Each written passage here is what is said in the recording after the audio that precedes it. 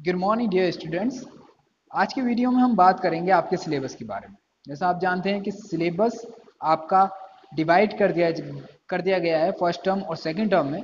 तो ये सिलेबस आ गया है और अब हम इसके बारे में बात करेंगे कि ये सिलेबस को किस तरीके से चैप्टर वाइज डिवाइड किया गया है, जो आपके फर्स्ट टर्म में आएगा और सेकेंड टर्म में आएगा। तो आपका पहले मैं आपको बता दूं, आपका जो फर्स्ट टर्म का एग्ज़ाम है वो होने वाला है नवंबर और दिसंबर के दौरान। लगभग नवंबर एंड दिसंबर में होगा और इससे पहले जो भी डेट आएगी उसके अकॉर्डिंग होगा। और अगर बात करें हम सेकंड टर्म का, तो ये अप्रैल, मार्च अप्रैल या फिर अप्रैल मई के दौरान हो जाएगा, यानी कि मार्च अप्रैल आप मानकर चले आप। अंडरस्टैंड? तो यहाँ पर मार्च अप्रैल में ये एग्ज़ाम हो जाएगा। अब हम बात करते हैं कि आपके फर्स्ट टर्म में जो चैप्टर आएंगे वो कौन कौन से होंगे। ठीक, तो यहाँ पर जो आपके फर्स्ट टर्म में चैप्टर आ रहे हैं, give me 1 second only. Okay, यहाँ पर जो आपके फर्स्ट से चैप्टर्स आ रहे हैं जो फर्स्ट टर्म में, इसमें आपका टोटल जो मार्क्स आएंगे केमिस्ट्री से, तो इसमें आपका चैप्टर होगा पहला वाला, तो फर्स्ट चैप्टर आपके पास फर्स्ट चैप्टर होगा जिसमें हम पढ़ते थे chemical reaction and equations. Second chapter जो हम पढ़ेंगे एसिड बेस एंड सॉल्ट्स। और थर्ड चैप्टर हम पढ़ते हैं मेटल और नॉन मेटल्स के बारे में। ये टोटल 16 मार्क्स का इससे आपका सिलेबस आने वाला है। ठीक, उसके बाद बात करते हैं बायोलॉजी में। तो बायोलॉजी में जब आप जाएंगे तो वहां पर आएगा वर्ल्ड ऑफ लिविंग्स, जिसमें 6 चैप्टर आ रहा है और 6 चैप्टर से क्वेश्चंस आ रहे हैं अराउंड 10 मार्क्स के। ठीक, उसके बाद अगर बात करें नेचुरल फिनोमेना के बारे में, तो यहाँ पर 10th और 11th चैप्टर आएगा जिसमें आप पढ़ेंगे 14 मार्क्स का मटेरियल यहाँ से आएगा आपके फर्स्ट पेपर के अंदर, जो आपके फर्स्ट टर्म्स में होगा साइंस में। अंडरस्टैंड? अब हम बात करते हैं सेकंड टर्म्स के अंदर आपके कौन कौन से चैप्टर आएंगे और कितने मार्क्स का आएगा। तो यहाँ पर हमारे पास 5 चैप्टर सिर्फ केमिस्ट्री के हैं, तो 4 और 5th चैप्टर आ जाएगा 10 मार्क्स का केमिस्ट्री से। और लिविंग वर्ड से 8 और 9 चैप्टर आएगा जिससे आएगा 13 मार्क्स का। ठीक, इफेक्ट ऑफ करंट, ये 12 और 13 चैप्टर होता है इस यूनिट में, जिसमें आएगा 12 मार्क्स का। और फिर लास्ट चैप्टर बचता है नेचुरल रिसोर्सेज, जिसके अंदर हम इन्वायरमेंट के बारे में स्टडी करते हैं मोस्टली। तो इसमें आएगा 15 चैप्टर जो आप बायो के अंदर पढ़ेंगे मोस्टली, तो ये आएगा आपका 5 मार्क्स का। ठीक, अगर हम फर्स्ट और सेकंड दोनों पेपर्स के बारे में बात करें तो ये टोटल 80 मार्क्स के पेपर आएंगे, यानी कि फर्स्ट पेपर होगा 40 मार्क्स का एंड द सेकंड पेपर होगा वो भी 40 मार्क्स का होगा। अंडरस्टैंड? यहाँ पर फिर आपके दो इंटरनल असेसमेंट होंगे जो फर्स्ट पेपर से और सेकंड पेपर से लिया जाएगा, और दोनों 10-10 मार्क्स के होंगे। और ओवरऑल जो टोटल मार्क्स का पेपर आएगा जो लास्ट में हम टोटल करेंगे 40 मार्क्स प्लस 40, 40 प्लस 40 और 10 इंटरनल फर्स्ट टर्म के लिए और 10 इंटरनल सेकंड टर्म के लिए, तो हमारा पूरा 50-50 मार्क्स के पेपर हो जाएंगे। अंडरस्टैंड? और ग्रैंड टोटल हो जाएगा हमारा 100 मार्क्स, जो जनरली हम सीबीएसई बोर्ड में देखते हैं। कुछ टॉपिक्स को हम समझने की कोशिश करते हैं because it is very important कि आपको ये पता होना चाहिए कि कौन कौन से टॉपिक्स को पूछा जा रहा है और कौन से टॉपिक्स को नहीं पूछा जा रहा है इस बार। तो यहाँ पर हम इन चीज़ों के बारे में समझ लेते हैं थोड़ा सा। फर्स्ट चैप्टर के अंदर अगर हम बात करते हैं तो इसकी थीम तो मटेरियल ही होती है, जैसा हमने 9th स्टैंडर्ड में पढ़ा था। यूनिट फर्स्ट आती है जिसमें हम पढ़ते हैं केमिकल सब्सटेंसेस और नेचर एंड बिहेवियर के बारे में। ठीक, तो उसमें हमारा फर्स्ट चैप्टर होता है केमिकल रिएक्शंस एंड इक्वेशन। इसमें आपको एक पढ़नी है केमिकल रिएक्शन, फिर हम पढ़ते हैं केमिकल इक्वेशन, और देन हम उसे बैलेंस करना सीखते हैं किसमें, बैलेंस्ड केमिकल इक्वेशन के अंदर। ठीक, इसकी इम्प्लीकेशंस होती हैं, जो रूल्स वगैरह हम पढ़ते हैं कि किस तरीके से आप एक केमिकल रिएक्शंस को बैलेंस करेंगे। फिर हम पढ़ेंगे टाइप्स ऑफ द रिएक्शंस, तो उसमें पहली होगी कॉम्बिनेशन, फिर डीकम्पोजिशन। कॉम्बिनेशन जिसमें क्या होता है, दो मटेरियल आपस में जुड़ते हैं और हमें हमेशा सिंगल प्रोडक्ट मिलता है, तो उसे बोलते हैं कॉम्बिनेशन रिएक्शन। ठीक, ऐसे डीकम्पोजिशन रिएक्शन होती है जिसमें सिंगल प्रोडक्ट ब्रेक होगा और ये हमको मोर देन 2 प्रोडक्ट देता है, तो वो कहलाता है सिंगल रिएक्टेंट ब्रेक होने के बाद मोर देन 2 प्रोडक्ट देता है। ठीक, तो वो कहलाता है डीकम्पोजिशन।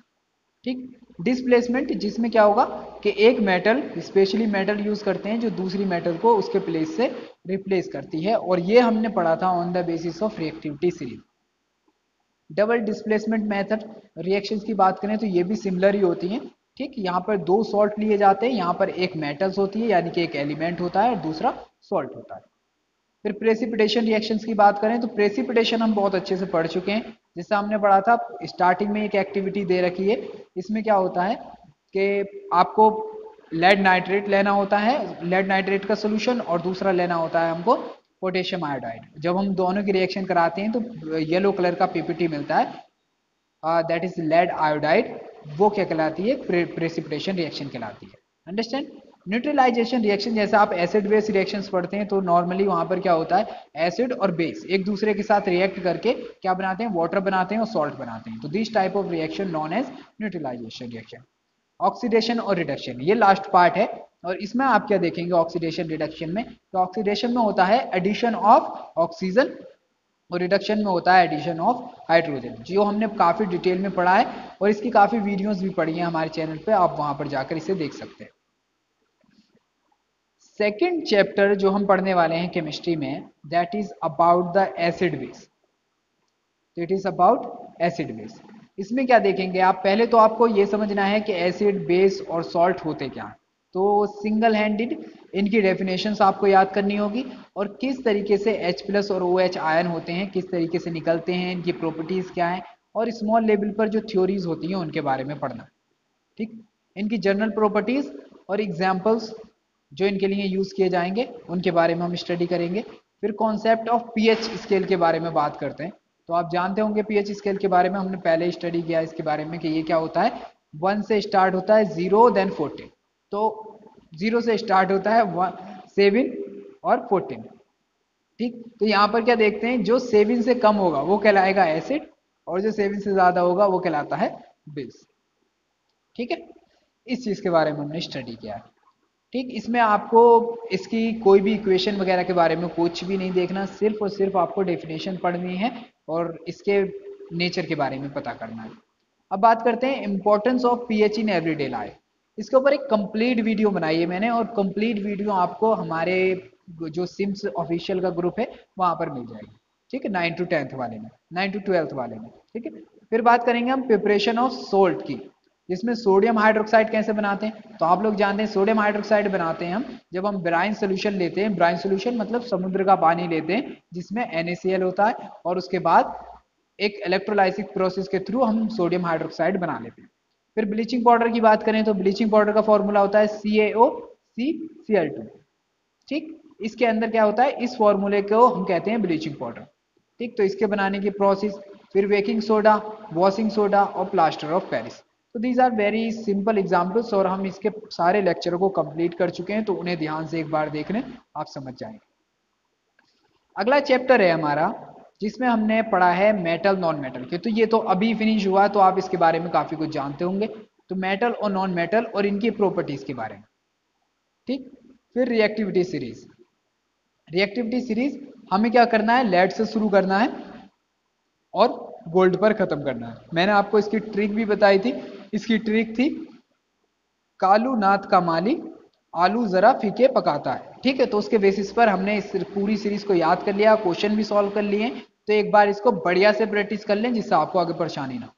फिर हमने बात की थी formation and properties of ionic compounds, यानी कि मेटल और नॉन मेटल की जो प्रॉपर्टीज होंगी आयनिक कंपाउंड्स की, उनके बारे में हम डिटेल में स्टडी करेंगे। ठीक, ये सिलेबस आपका केमिस्ट्री का डन हो चुका है, जो आपका फर्स्ट टर्म में पूछा जाएगा। अगर मैं बात करता हूं वर्ल्ड ऑफ लिविंग के अंदर, तो यहां पर आपका चैप्टर आएगा 6, और जिसमें हम पढ़ते हैं लाइफ प्रोसेस के बारे में। ठीक, तो हम जानते हैं जो लिविंग बीइंग होते हैं उनमें किस तरह की प्रोसेस होती हैं। तो फर्स्ट एंड मोस्ट इंपॉर्टेंट कि इनमें न्यूट्रिशन होता है, रेस्पायरेशन होता है, ट्रांसपोर्ट होता है, एक्सर्शंस होता है प्लांट्स के अंदर स्पेशली, और एनिमल्स के अंदर जो हम करते हैं रोजाना खाने के बाद, खाने के जस्ट बाद नहीं, मतलब टाइम लगेगा, डाइजेस्ट तो कर लो उसे। ठीक, तो ये सारी प्रोसेस के बारे में। न्यूट्रिशन का मतलब होता है जब आप कोई चीज खाएं, ठीक, अपने आप को न्यूट्रेंट दें, ठीक, जिससे आपको पावर मिलती है, एनर्जी मिलती है, और आप उसे दूसरे वर्क में यूज करेंगे। फिर बात करते हैं रेस्पायरेशन की। रेस्पायरेशन मतलब आप सांस लेते हैं, ठीक, ऑक्सीजन जाती है, और आपको वो प्रोसेस क्या है, रेस्पायरेशन कहलाती है। ठीक, फिर बात करते हैं ट्रांसपोर्ट का। तो ट्रांसपोर्ट का मतलब होता है एक जगह से दूसरी जगह मटेरियल का पहुंचना। जैसे फॉर एग्जाम्पल हम ये चीज समझ सकते हैं प्लांट्स के अंदर बहुत इजीली, कि हम प्लांट्स को क्या देते हैं, खाद पानी वगैरह देते हैं, तो वो खाद पानी जो होता है उसके अंदर एक जगह से दूसरी जगह ट्रांसपोर्ट होता है। जैसे लीव्स के अंदर फूड बनेगा तो वो जड़ों तक कैसा आएगा, ट्रांसपोर्ट होकर आएगा। एक्सर्शन माने जो बेकार चीजें हैं, फॉर एग्जाम्पल यूरिन है हमारी बॉडी में, या फिर जो हम खाने के बाद जो वेस्ट बचता है, वो सारी चीजें जो होती हैं तो वो कहलाता है एक्सर्शन। अब बात करते हैं हाउ थिंग्स वर्क्स, तो किस तरीके से वर्क करेंगे, इन चीज़ों के बारे में हम इस चैप्टर में पढ़ने वाले हैं। ये थीम रहेगी आपकी, और इसमें आप पढ़ेंगे अबाउट द नेचुरल फेनोमेना। तो नेचुरल फिनोमिना के अंदर जो पहला चैप्टर है आपका, चैप्टर नंबर 10, इसमें आता है रिफ्लेक्शन एंड रिफ्रैक्शन। ठीक, रिफ्लेक्शन के बारे में आप जानते होंगे, जब कोई चीज किसी सरफेस पर आकर टच करे, मतलब टकराए, इंसिडेंट करे, और उसी डायरेक्शन में या उसी मीडियम में वापस चली जाए, तो ये कहलाता है रिफ्रैक्शन। इसके लॉज वगैरह के बारे में आप बहुत अच्छे से जानते होंगे, ठीक, कि कौन सा एंगल किसके बराबर होता है। अगर हम रिफ्रैक्शन की बात करें तो रिफ्रैक्शन के केस में क्या होता है कि कोई रे जो होती है लाइट की, वो one medium to other medium चली जाएगी, और जब वो किसी दूसरे मीडियम में जाएगी, अगर उसकी डेंसिटी ज्यादा है तो उसका एंगल जो होगा एक दूसरे से अलग हो जाता है, यानी कि थोड़ा सा डेविएट हो जाता है। तो इन चीजों के बारे में हम इस चीज में पढ़ते हैं। ओके, अगर रिफ्लेक्शन की बात करूं और रिफ्लेक्शन ऑफ लाइट की बात करूं, तो ये कर्व्ड सरफेस के ऊपर, बाय द कर्व्ड सरफेस, किसी कर्व्ड सरफेस से रिफ्लेक्शन जो होता है। Images formed by the spherical mirror, हम अब मिरर जो होते हैं सब स्फेरिकल ही होते हैं, और यहाँ पर हम काट के एक हिस्सा निकाल लेते हैं, तो वो क्या कहलाता है, स्फेरिकल मिरर कहलाता है। सेंटर ऑफ कर्वेचर पढ़ते हैं, इसमें प्रिंसिपल एक्सिस पढ़ेंगे कि उसकी किसी भी एक जो मिरर है उसकी प्रिंसिपल एक्सिस क्या होगी, तो उसका मिड पॉइंट जो होगा प्रिंसिपल एक्सिस कहलाएगा। प्रिंसिपल फोकस क्या होगा, फोकल लेंथ क्या होगी, यानी कि मिरर की जो प्रिंसिपल एक्सिस से जो उसका फोकस पॉइंट है उस तक की दूरी को हम क्या बोलते हैं, फोकल लेंथ बोलते हैं। फिर इसके मिरर फॉर्मूलाज के बारे में बात करते हैं। तो मिरर फॉर्मूलाज के बारे में 1/f is equal to 1/b plus 1/u करके फॉर्मूला होता है, जनरली इस फॉर्मूले का यूज करते हैं। फिर मैग्निफिकेशंस के बारे में, रिफ्लेक्शन के बारे में, और रॉ ऑफ रिफ्लेक्शन और रिफ्लेक्शन इंडेक्स के बारे में हम स्टडी करते हैं। Reflection index sine theta equal to या साइन एन इक्वल टू, और यहाँ पर आता है actually n equal to sine i upon sine r, तो it is a formula for reflection index. ठीक है, तो इन सारी चीजों के बारे में हम इस चैप्टर में क्या करेंगे, स्टडी कर लेंगे। अगर मैं बात करूं reflection of light by spherical lenses, तो लेंसेज के केस में आप पढ़ेंगे इमेज किस तरह से फॉर्म होती हैं बाय लेंसेज, और लेंसेज का फॉर्मूला क्या होता है। तो यहाँ पर प्लस की जगह सिर्फ माइनस हो जाता है इन केस ऑफ लेंस के केस में। ठीक, मैग्निफिकेशन पढ़ेंगे और पावर ऑफ लेंसेज के बारे में पढ़ेंगे। ठीक है, तो इसको आप फॉर्मूला लगाकर आसानी से निकाल सकते हैं। ह्यूमन आई और कलरफुल वर्ल्ड के बारे में आपका ये चैप्टर है। इसमें आप आई के बारे में पढ़ते हैं कि आई किस तरीके से काम करती है, इसमें मतलब आयरिश क्या होता है, या उसकी पूरी स्ट्रक्चर्स के बारे में आप चीज़ों के बारे में स्टडी करेंगे। ठीक, प्रिज्म के बारे में पढ़ेंगे, डिस्पर्जन लाइट के बारे में पढ़ना है इसमें। ठीक, और स्कैटरिंग ऑफ लाइट किस तरीके से होती है, जब प्रिज्म से कोई लाइट गुजरती है तो क्या होती है, मल्टीपल कलर्स में माने 7 कलर्स में क्या हो जाती है, ब्रेक हो जाती है, स्कैटर हो जाती है। ठीक, और इसी के बारे में हम इसमें पढ़ने वाले हैं। ठीक, या फिर application of in daily life, और इसकी क्या क्या एप्लीकेशन है हमारी डेली लाइफ में, उससे रिलेटेड कॉन्सेप्ट्स पर हम बात करेंगे। ये आपके फर्स्ट टर्म का सिलेबस कंप्लीट हो चुका है, मतलब जो अभी तक हमने बात की थी that is all about the first term. Now we are going to talk about the second term, because second term जो है आपका वो भी इतना ही इंपॉर्टेंट है जितना के फर्स्ट टर्म है। बिकॉज जैसे नॉर्मली हमने देखा था पहले जो एग्जाम होते थे वो सिर्फ वन टाइम होते थे किसी भी बोर्ड एग्जाम के लिए, यानी सीबीएसई के लिए 10th और 12th में वन टाइम एग्जाम होते थे। लेकिन इस बार आपके सिलेबस को क्या किया है, तोड़कर 2 हिस्सों में बांट दिया, जिससे आपके लिए बहुत ज्यादा आसानी हो गई। जब आप एग्जाम देने जाते थे तो पूरे सिलेबस को एक बार पढ़कर जाते थे, लेकिन right now the condition is that कि आपको सिर्फ और सिर्फ उतना ही सिलेबस पढ़ना है जितना एक टर्म में आएगा। ठीक, तो ये इंस्टॉलमेंट वाला केस है, इसका अच्छे से इस्तेमाल करें।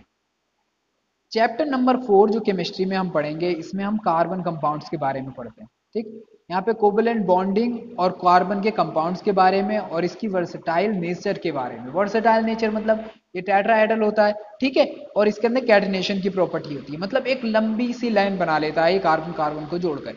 ठीक है, तो इसमें से बहुत ज्यादा सिलेबस को क्या कर दिया गया है, रिड्यूस कर दिया गया है, कट कर दिया गया है, डिलीट कर दिया गया है। तो सिंपली आपको बहुत कम टॉपिक्स के बारे में पढ़ना है। इवन आई कैन से कि ये सिर्फ वही टॉपिक्स हैं जो स्टार्टिंग के 1-2 पेजेस पर आते हैं। और होमोलोगस सीरीज, ठीक, ये बिल्कुल सिंपल है, यानी कि किसी एक ही तरह के कंपाउंड में अगर उसमें सिंपल एक ही फंक्शनल ग्रुप है और वो 1 कार्बन से लेकर चलता है तो वो कहलाती है होमोलोगस सीरीज, क्योंकि इनकी जो प्रॉपर्टीज होती हैं केमिकल प्रॉपर्टीज जनरली वो कैसी रहती हैं, सिमिलर रहती हैं अप टू डाउन, यानी कि जितना भी कार्बन बढ़ा लें आप उनकी प्रॉपर्टीज सिमिलर रहेंगी, but the physical properties change. Like अगर कोई चीज स्टार्टिंग में गैस स्टेट में पाई जाती है गैसेस, तो धीरे धीरे वो क्या होगी, सॉलिड स्टेट की ओर बढ़ने लगेगी जैसे ही उसमें नंबर ऑफ कार्बन इंक्रीज होते जाएंगे। Got it? Okay, now we have the chapter number 5 और इस चैप्टर में हम पढ़ेंगे अबाउट द पीरियोडिक प्रॉपर्टीज। तो जैसा हम जानते हैं कि पीरियोडिक टेबल में क्या होता है, एलिमेंट्स को अरेंज किया गया है on the basis of their atomic number, जो हमारे पास मॉडर्न पीरियोडिक टेबल है। तो इससे पहले कौन कौन सी पीरियोडिक टेबल्स आई और उन्होंने क्या क्या किया, इस सब के बारे में हम यहाँ पे पढ़ने वाले। तो इसमें पीरियोडिक क्लासिफिकेशन ऑफ एलिमेंट होगा, तो नीड फॉर क्लासिफिकेशन यानी कि क्या जरूरत थी क्लासिफिकेशन करने की, ठीक, तो ये आप अपने आप से पूछ लेना। Early attempts at the classification, और शुरू में कौन कौन से अटेम्प्ट्स किए गए, जैसे डोवेराय ने ट्राइड, ठीक है, डोवेराय ने क्या दिया था, ट्राइड दिया था, उसने क्या किया था, 3 कॉलम्स में 9 एलिमेंट्स को डिवाइड कर दिया था और उसके लिए अपना लॉ दिया था कि जो बीच वाला एलिमेंट होगा, 2 एलिमेंट्स के बीच वाला जो एलिमेंट होगा उसका एटॉमिक मास जो होगा वो बराबर होगा अपने, मतलब एवरेज होगा उन आगे और पीछे वालों के, ठीक। फिर न्यूलैंड का ऑक्टेव लॉ आया, इन्होंने 8 ग्रुप्स में बांटा, और फिर मेंडलीव्स ने पीरियोडिक टेबल दी और इन्होंने बताया था कि एक एटम की या एक एलिमेंट्स की जो पीरियोडिक, जो उसकी केमिकल प्रॉपर्टीज होती हैं वो डिपेंड करती हैं उसके एटॉमिक मास पर। Then now we have the modern periodic table, और ये क्या करती है, इसने बताया कि भाई जो प्रॉपर्टीज होंगी केमिकल वो डिपेंड करेंगी ना कि एटॉमिक मास पर, बट डिपेंड करेंगी एटॉमिक नंबर पर, ये इसके बारे में बताता है। फिर हम बात करेंगे इसके अंदर बैलेंसी के बारे में, एटॉमिक नंबर के बारे में, मेटालिक करेक्टर के बारे में, नॉन मेटालिक करेक्टर के बारे में, इन सारी प्रॉपर्टीज के बारे में हम डिस्कस करने वाले हैं, ठीक है। तो ये this chapter is a very simple chapter according to me, तो अगर आप एक बार भी इसे ठीक से पढ़ते हैं ना तो मुझे नहीं लगता इसे दोबारा पढ़ने की जरूरत हो सकती है। फिर बात करते हैं हम अगर बायोलॉजी की, तो यहाँ पर होता है the world of the living, यानी कि जिंदा चीजों के वर्ल्ड के बारे में, और इसकी सेकेंड यूनिट आ जाती है जिसमें हम डिस्कस करते हैं हाउ डू ऑर्गेनिज्म रिप्रोड्यूस, यानी कि ऑर्गेनिज्म किस तरीके से अपने आप को रिप्रोड्यूस करते हैं। तो रिप्रोडक्शन के बारे में बात होगी इसमें, तो reproduction in animals and plants के बारे में बात करेंगे जो सेक्सुअल और असेक्सुअल होगा, ठीक है, असेक्सुअल तरीके से रिप्रोडक्शन कैसा होता है और सेक्सुअल रिप्रोडक्शन कैसा होता है। फिर बात करेंगे हम रिप्रोडक्टिव हेल्थ के need and the month of the family planning, यानी कि फैमिली प्लानिंग के बारे में और हेल्थ की नीड क्या है, यानी कि हमें अपने आप को स्वस्थ रखने की जरूरत है वगैरह, उनसे रिलेटेड बात करेंगे। फिर बात करेंगे सेफ सेक्स के बारे में और HIV और एड्स के बारे में, यानी कि वो बीमारियां जो सेक्स करने से फैलती हैं, ठीक। फिर child bearings and women's health के बारे में बात होगी, because these are very very important topics, जैसे कि हमें साइंस के एक फील्ड में इसकी बहुत ज्यादा नीड भी है इन चीजों के बारे में जानने की। द सेकेंड चैप्टर जो आप बायोलॉजी में पढ़ेंगे वो है हेरिडिटी एंड द एवोल्यूशन। इसमें हेरिडिटी के बारे में पढ़ेंगे, मेंडल्स कंट्रीब्यूशन लॉ के बारे में पढ़ेंगे, मेंडल ने लॉ दिया था अबाउट द मटर, ठीक है, और law of inheritance of trend की बात करेंगे जिसमें सेक्स डिटर्मिनेशन होगा, ठीक। और इसको ब्रीफली इंट्रोडक्शंस के बारे में बात होनी है, यानी कि इस चैप्टर से काफी कुछ निकाल दिया गया है, इवन काफी लॉस तो निकाल दिए गए हैं जो इंपॉर्टेंट है, लेकिन आपको सिर्फ इतना ही पढ़ना है जितना इसमें बात हुई। Now we have in physics topic that's talk about the effect of current. इसमें जो होता है हम बात करते हैं इलेक्ट्रिसिटी के बारे में। फर्स्ट लॉ ओम का आता है, और ओम क्या कहता है कि ये कहता है कि B इक्वल टू होता है IR के, या हम ये कह सकते हैं कि B प्रोपोर्शनल टू होता है I के, और यहीं पे हम यूज करते हैं R as a ohm constant, ठीक। तो हम यहाँ पर ये ओम लॉ की बात करेंगे, फिर रेजिस्टेंस की बात करेंगे क्योंकि R itself is a resistant constant, ठीक है। फिर रेसिस्टिविटी की बात होगी जिसे हम रो से रिप्रेजेंट करते हैं। फिर factor of which the resistance of the conductor depend, यानी कि कौन से ऐसे फैक्टर्स हैं जिसके ऊपर कंडक्टेंस किसी चीज की डिपेंड करती है, ठीक है। तो जैसे फॉर एग्जांपल अगर मोस्ट कंडक्टिंग मेटल की बात करते हैं हम, तो हमने केमिस्ट्री में पढ़ा था कि मोस्ट कंडक्टिंग मेटल जो होती है सिल्वर होती है, ये बड़ी आसानी से करंट को कंडक्ट कर सकती है, ठीक। फिर बात करते हैं सीरीज कॉम्बिनेशन ऑफ रेजिस्टर, ठीक, कि किस तरीके से हम इन चीजों को एक दूसरे से कनेक्ट करेंगे रजिस्टर्स को। उसके बाद बात होती है पैरेलल कॉम्बिनेशन क्या होता है रजिस्टर्स का, और इसकी एप्लीकेशंस डेली लाइफ में कैसी होती हैं। फिर बात करते हैं हम heat effect of electric current, यानी कि अगर क्या हो, कोई वायर है हमारे पास, कोई चालक बोल सकते हैं, या वायर है और उसके अंदर क्या होता है वो हीट करने लगे, तो इलेक्ट्रिसिटी पर इसका क्या इफेक्ट होते हैं इन डेली लाइफ। तो क्या होता है, इलेक्ट्रिसिटी की जो स्पीड होती है, या फिर हम कह सकते हैं जो फ्लो ऑफ इलेक्ट्रिसिटी होगा, उसमें क्या आने लगेगी, कमी आने लगेगी। फिर इलेक्ट्रिकल पावर की बात करेंगे, इससे related some of the formulas हैं जो आप समझेंगे कि हॉर्स पावर क्या होता है, ठीक है, एम्पियर क्या होता है, या फिर किलोवाट क्या होता है, इन चीजों के बारे में आप देखेंगे। इंटर रिलेशन बिटवीन देखेंगे पावर, वोल्टेज, और यहां पर आ जाएगा इलेक्ट्रिसिटी एंड रेजिस्टेंस। तो इन सब चीज के बीच में क्या क्या रिलेशन है, उन चीजों के बारे में हम यहाँ पर स्टडी करेंगे इस चैप्टर में। Now we have the other chapter that we talk about the physics that a magnetic effect of current, यानी कि मैग्नेटिक इफेक्ट किस तरीके से करंट के केस में काम करता है। तो मैग्नेटिक इफेक्ट में आप मैग्नेटिक फील्ड की बात करेंगे, फिर फील्ड लाइंस होंगी, और field due to current carrying conductor, यानी कि कंडक्टर जो करंट को कैरी करते हैं उनकी वजह से उनके और पास कैसा फील्ड जनरेट हो जाता है। फिर field due to current carrying coil और सोलिनॉइड्स, यानी कि आपने देखा होगा कि जो पंखे वगैरह होते हैं उसके अंदर या मोटर्स के वगैरह के अंदर ऐसी कोयल बनी हुई होती है, यानी कि जो वायर होगी वो एक दूसरे के ऊपर लिपटी हुई होती है, तो उसके अंदर किस तरीके से जो फील्ड जनरेट होता है उसके बारे में हम यहाँ पर बात करेंगे। फिर बात होगी force on current carrying conductor, यानी कि फोर्स, कौन सा फोर्स काम करेगा जो जिसमें करंट का कंडक्शन होता है। यहाँ पे फिल्म्स लेफ्ट हैंड का रूल आ जाएगा, ठीक। फिर इलेक्ट्रिकल मोटर्स किस तरीके से काम करती हैं, electromagnetic magnetic inductions, induce potential difference और इंड्यूस करंट के बारे में बात होगी, और फ्लेमिंग्स राइट हैंड रूल के बारे में इसमें हम डिस्कस करने वाले हैं। तो these rules are very very important because normally इन्हें तो 1-2 मार्क्स में पूछ लिया जाता है, ठीक है। अब आपके पास जो लास्ट चैप्टर बचता है बायोलॉजी में, आप पढ़ेंगे अबाउट द इन्वायरमेंट, ठीक। तो चैप्टर का नाम इन्वायरमेंट है, आर इन्वायरमेंट, और इसमें आप पढ़ेंगे इकोसिस्टम के बारे में। इकोसिस्टम का मतलब होता है कि जो चीजें आपके चारों ओर हैं और आप उन चीजों पर डिपेंडेंट हैं, वो चीजें आपके ऊपर डिपेंडेंट हैं, तो हम एक दूसरे के साथ क्या करते हैं, एक कोऑर्डिनेट करके एक इकोसिस्टम क्रिएट करते हैं, जिससे हम एक दूसरे को जो चीज इंपॉर्टेंट है उस चीज का फायदा पहुंचा सकें, ठीक। फिर बात करेंगे हम इन्वायरमेंटल प्रॉब्लम्स के बारे में, यानी कि इन्वायरमेंटल में कौन कौन सी प्रॉब्लम्स हो रही हैं, जैसे कि फॉर एग्जांपल ओजोन डिप्लेशन, यानी कि जो हमारे पृथ्वी से लगभग 20 किलोमीटर ऊपर 2 किलोमीटर मोटी एक परत पाई जाती है ओजोन की, और वो क्या करती है, जो सन से रेडियो एक्टिव अल्ट्रावायलेट रेडिएशंस आती हैं उनको क्या करती है, एब्जॉर्ब कर लेती है, ठीक है। और उसे एब्जॉर्ब करने के बाद सिर्फ वही रेज हमारी अर्थ तक पहुंचती हैं जो हमारी स्किन को कोई नुकसान ना पहुंचाएं। अगर ये जो अल्ट्रावायलेट रेज हैं डायरेक्ट हमारी पृथ्वी पर आ जाएं तो हमारी पृथ्वी जो ह्यूमन बींग्स होते हैं उनकी स्किन जलने लगेगी, या फिर हम कह सकते हैं कि स्किन कैंसर हो सकता है, और जो प्लांट्स होते हैं वो ठीक से अपना फूड नहीं बना पाएंगे, और धीरे धीरे उनका जो प्रोटोप्लाज्म होता है वो खराब हो जाएगा और बेकार हो जाएगा।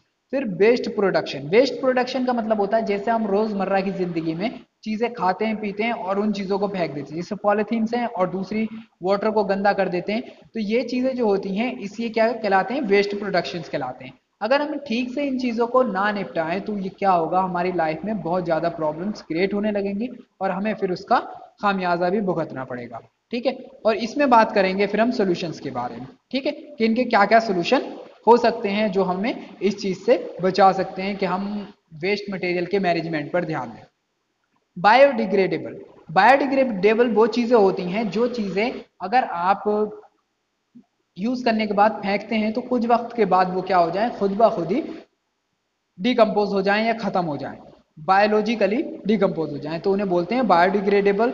और ऐसे ही बात होती है नॉन बायोडिग्रेडेबल सब्सटेंसेस की, जैसे फॉर एग्जांपल अगर मैं आपसे पूछूं कि प्लास्टिक कितने सालों तक जमीन पर पड़े रहने के बावजूद भी खराब नहीं होगा या गलेगा नहीं या खत्म नहीं होगा, तो आप कह सकते हैं ऑफकोर्स कि ये इट में टेक 200 और 300 ईयर्स। तो इतना बड़ा टाइम है और हम इस तरीके के प्लास्टिक को रोजमर्रा की जिंदगी में यूज कर रहे हैं। इवन हमारे खाने से लेकर हर चीज में हम प्लास्टिक का यूज करते हैं, जो प्लास्टिक पैकिंग में आता है, जिससे क्या होना है, ये बायो अनडिग्रेडेबल है, जिसकी वजह से ये बहुत लंबे टाइम तक ऐसे ही पड़ा रहेगा और आने वाले टाइम में ये बहुत ज़्यादा नुकसान देगा। जैसे कि अभी ये हमको नुकसान दे भी रहा है, लेकिन हम लोग still we are not really caring about them all. Okay, यहाँ पर हमने चैप्टर नंबर 16 की बात हो रही है, इसमें आपको इंटरनल असाइनमेंट से रिलेटेड चीज़ों के बारे में डिस्कस करना है। तो आपका चैप्टर नंबर 16, और इस असाइनमेंट में आपको इंटरनली मार्क्स दिए जाएंगे, लेकिन topics are very very important to be focused. Management of the natural resources. अगर मैं आपसे पूछूं कि नेचुरल रिसोर्सेज क्या होते हैं, जैसे फॉर एग्जांपल आपको पहाड़ों से पानी मिल रहा है, तो that is a natural resource of the water.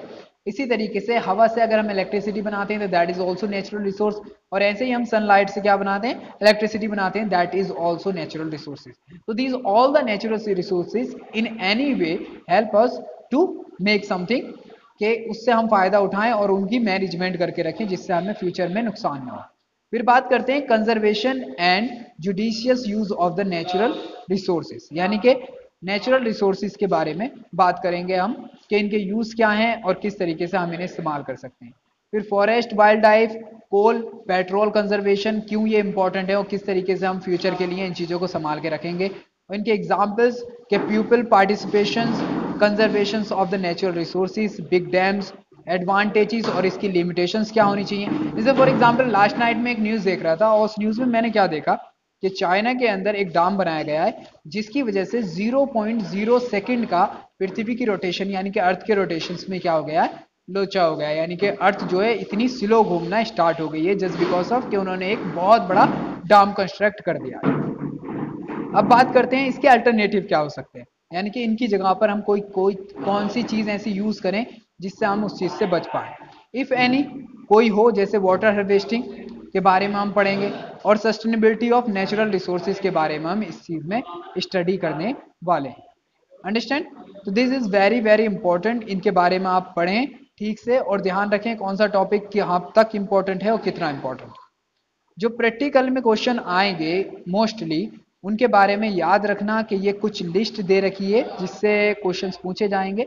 For example ये बिल्कुल सिंपल है, about the dilute hydrochloric acid, NaOH, ethanoic acid, lemon juice, water और dilute hydrochloric hydrogen carbonate acid वगैरह के बारे में। फिर आपको इफेक्ट बताने हैं अबाउट HCl और NaOH पर, किसके, लिटमस पेपर के, जिंक मेटल के और सोडियम कार्बोनेट के बारे में। ठीक, कुछ रिएक्शंस हैं जो आपको परफॉर्म करके दिखानी है लैब में, जिसको हम पहले आपको परफॉर्म करवा भी देंगे, जैसे कॉम्बिनेशन रिएक्शन, डीकम्पोजिशन, डिस्प्लेसमेंट और डबल डिस्प्लेसमेंट रिएक्शन, जिसमें action of water on aqua lime, फिर क्विक लाइम के ऊपर, और एक्शन ऑफ हीट और फेरस सल्फेट क्रिस्टल्स और iron nails kept in copper sulphate solution. तो क्या होता है जो हमने पढ़ा था डिस्प्लेसमेंट रिएक्शन के अंदर। और फिर reactions between sodium sulphate and barium chloride, these are very very important, और हम इनके बारे में काफी कुछ पढ़ भी चुके हैं। फिर बात करनी है हमको कि क्या होगा अगर हम जिंक, फेरस, कॉपर और एल्युमिनियम को यूज करें, किन के साथ, जिंक सल्फेट के साथ, आयरन सल्फेट के साथ, कॉपर सल्फेट के साथ और एल्युमिनियम सल्फेट के साथ, तो रिएक्शन के रिजल्टेंट क्या होंगे। ठीक, फिर इनको अरेंज करना है on the basis of decreasing order of reactivity के फॉर्म में। फिर experiment shows carbon dioxide given out during respiration. तो ये एक बायोलॉजी का प्रैक्टिकल होता है और बहुत सिंपल सा प्रैक्टिकल है, इवन बुक में दिया है तो आप इसे कर सकते हैं। ठीक, फिर बात करें अगर फोकल लेंथ के केस में, तो आप यहाँ पे कॉनकेव और कॉन्वेक्स लेंस के ऊपर स्टडी करेंगे, जो खुद वेरी सिंपल है, तो ये आपको करवा दिया जाएगा लैब में। Then here the last topic from chapter number 10, tracing the path of the ray light, यानी कि आपको रे लाइट का पथ देखना है रेक्टेंगुलर ग्लास स्लेब के अंदर, इसका एंगल की स्टडी करनी है, मेजरमेंट ऑफ एंगल के बारे में, angle of reflection, angle of emergence and interpret the result, और उसके बेसिस पर आपको इनके रिजल्ट निकालने हैं। फिर होगा tracing of the path of the rays of light through a glass prism. यहाँ पर ग्लास प्रिज्म के अंदर ये किस तरीके से उसके पथ जो होते हैं उन्हें ट्रेस किया जाएगा, वो चीज आप पढ़ेंगे। सेकेंड टर्म का सिलेबस लगभग लगभग सिमिलर है, लेकिन इससे 9 से बहुत कम मटेरियल लिया गया है। मतलब इसमें केमिस्ट्री और बायोलॉजी से बहुत कम मटेरियल लिया गया है, स्पेशली यहाँ पर आप फिजिक्स के बारे में ही पढ़ने वाले हैं। जिसमें आप रजिस्टर ऑफ करंट पढ़ेंगे, passing of through it, determining resistance पढ़ेंगे, और also plotting the graph between voltage and electricity पढ़ेंगे। और ये चैप्टर यूनिट नंबर 4 का चैप्टर नंबर 12 में सब कुछ दिया गया है। फिर बाइनरी फिजन इन अमीबा होगा और budding in yeast hydra, that will all you have to see in the slides. ये कुछ बुक्स दी हैं जिन्हें आप ध्यान से देख लें, बिकॉज दीज आर इम्पोर्टेंट, कि इन्हीं बुक से क्या होता है आपका सिलेबस आने वाला है। बाकी चीज़ों पर फोकस करें, अगर इससे रिलेटेड कोई भी इम्पोर्टेंट चीज़ होगी तो मैं आपको बता दूंगा। इसमें जो आपके प्रैक्टिकल होगा, इंटरनल प्रैक्टिकल, उसमें डेमोन्स्ट्रेशन के आपको 46% मार्क्स मिलेंगे, एप्लीकेशन ऑफ नॉलेज और कॉन्सेप्ट के 22, और एनालाइज, एवल्यूट और क्रिएट के अंदर 32% मार्क्स मिलेंगे। तो आई से ऑल द बेस्ट। ये सारे मार्क्स दिए गए हैं, एक बार ठीक से देख लें। वीडियो काफ़ी लंबा हो चुका है, तो इस वीडियो को वॉच करें, because it will help you to understand the topic, कि आपको कौन से टॉपिक पढ़ने हैं और कौन से टॉपिक नहीं पढ़ने हैं। Goodbye, best of luck, ठीक से पढ़ाई करें और अपना ध्यान रखें।